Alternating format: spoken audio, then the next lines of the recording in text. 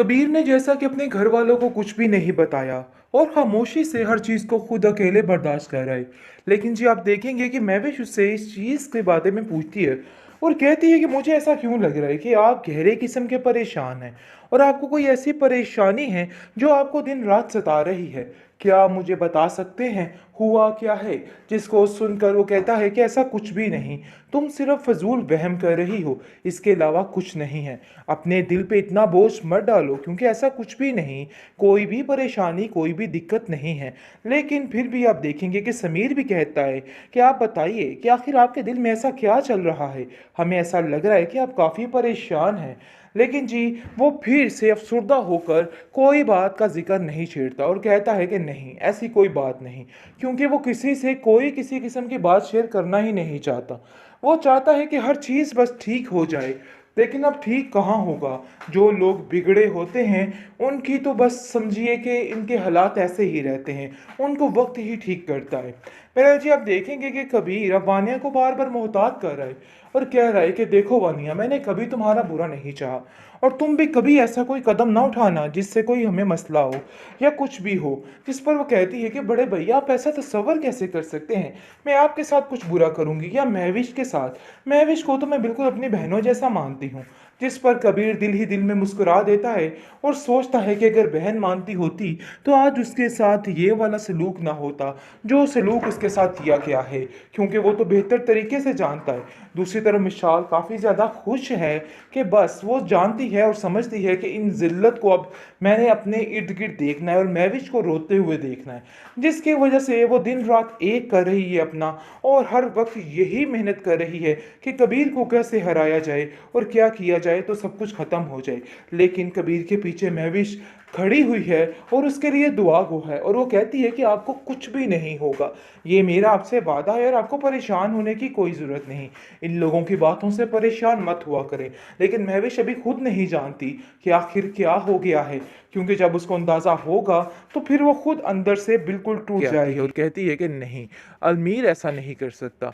लेकिन पता नहीं क्यों आप लोगों को ऐसा लगता है कि ये सब कुछ महविश की वजह से ही हो रहा है।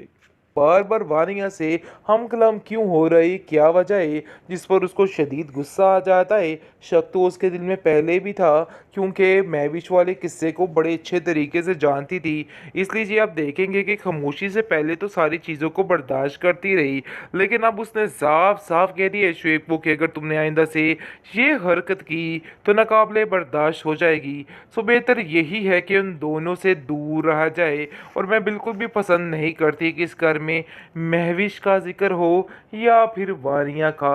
इसलिए बेहतर यही है कि उनसे किनारा कशी रहो, क्योंकि मैं जानती हूँ कि तुम्हारे दिमाग में कुछ ना कुछ ऊट पटांग ज़रूर चल रहा है, जिस पर वो उसकी बातों को कड़वा गुड़ समझकर पी जाता है, क्योंकि अभी उसको एक मौका और चाहिए और फ़ायदा चाहता है, जिसकी वजह से खामोशी से उसकी बातों को बर्दाश्त कर लेता है और कहता है कि फ़िक्र मत करो, जैसा जैसा तुम कहोगी भाई वैसा ही होगा। इसलिए घबराने की और परेशान होने की कोई भी ज़रूरत नहीं है। सब कुछ ठीक हो जाएगा, जैसा जैसा तुम कहोगी वैसा ही इस घर में होगा। जिस पर परी काफ़ी तसल्ली में आ जाती है, लेकिन परी ये बात नहीं समझ पा रही है कि आखिर मसला है क्या। उसको तो ऐसा लग रहा है कि जैसे उसके भाई ने उस पर जुल्म के पहाड़ तोड़ दिए हैं। जो उसका सारी ज़िंदगी साथ देता रहा, आज उसकी नज़र में वही इंसान सबसे बुरा हो गया। पता नहीं क्या क्या बातें फजूल किस्म की उसके दिमाग में बैठ चुकी हैं और उसको खुद कुछ समझ नहीं आ रही कि वो क्या करे। बेहतरीन ड्रामा सीरियल बड़े भैया के इस एपिसोड में आप देखेंगे कि किस तरीके से वानिया फिर से बच गई है। लेकिन जी आप देखेंगे कि अब मोहतात हो चुका है कबीर, क्योंकि अंदर ही अंदर वो समझ गया है।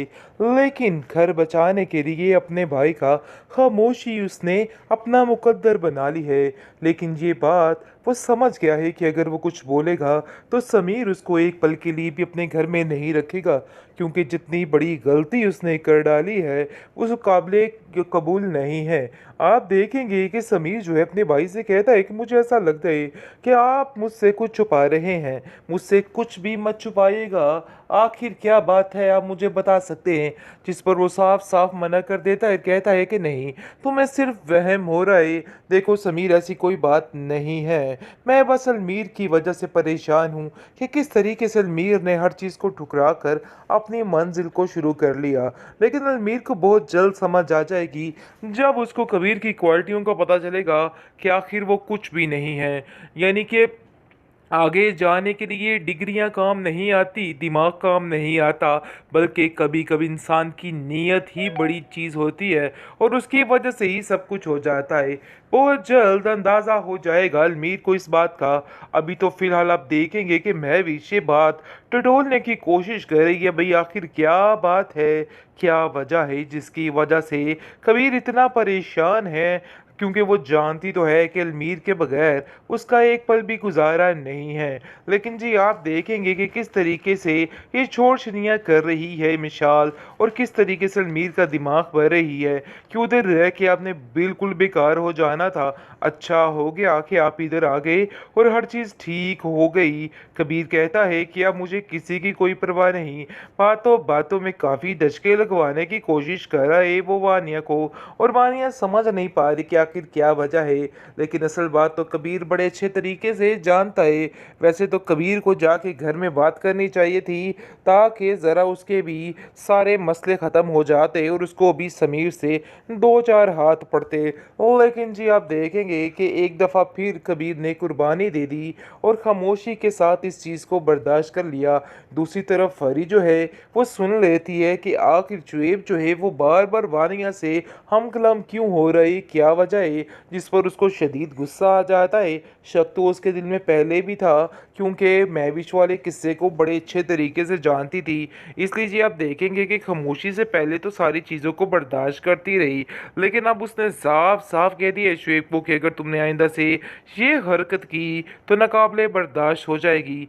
सो बेहतर यही है कि उन दोनों से दूर रहा जाए, और मैं बिल्कुल भी पसंद नहीं करती कि इस घर में महविश का जिक्र हो या फिर वारियाँ का। इसलिए बेहतर यही है कि उनसे किनारा कशी रहो, क्योंकि मैं जानती हूँ कि तुम्हारे दिमाग में कुछ ना कुछ ऊट-पटांग ज़रूर चल रहा है, जिस पर वो उसकी बातों को कड़वा कूट समझकर पी जाता है, क्योंकि अभी उसको एक मौका और चाहिए और फ़ायदा चाहता है, जिसकी वजह से खामोशी से उसकी बातों को बर्दाश्त कर लेता है और कहता है कि फ़िक्र मत करो, जैसा जैसा तुम कहोगी भाई वैसा ही होगा। इसलिए घबराने की और परेशान होने की कोई भी ज़रूरत नहीं है। सब कुछ ठीक हो जाएगा, जैसा जैसा तुम कहोगी वैसा ही इस घर में होगा। जिस पर परी काफ़ी तसल्ली में आ जाती है, लेकिन परी ये बात नहीं समझ पा रही है कि आखिर मसला है क्या। उसको तो ऐसा लग रहा है कि जैसे उसके भाई ने उस पर जुल्म के पहाड़ तोड़ दिए हैं। जो उसका सारी ज़िंदगी साथ देता रहा, आज उसकी नज़र में वही इंसान सबसे बुरा हो गया। पता नहीं क्या क्या बातें फजूल किस्म की उसके दिमाग में बैठ चुकी हैं, और उसको खुद कुछ समझ नहीं आ रही कि वो क्या करे।